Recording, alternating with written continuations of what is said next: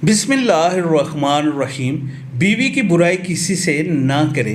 कहते हैं पहले वक्तों में एक अरबी ने अपनी बीवी को तलाक दे दी।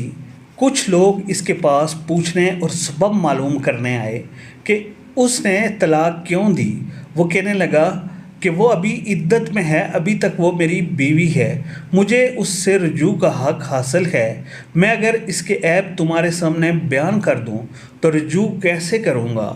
लोगों ने इंतज़ार किया और इद्दत ख़त्म हो गई और इस शख्स ने रुजू नहीं किया।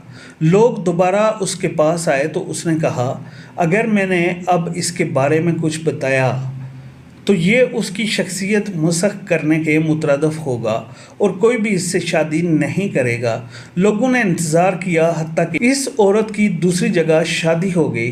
लोग उसके पास आए और तलाक का सबब पूछने लगे।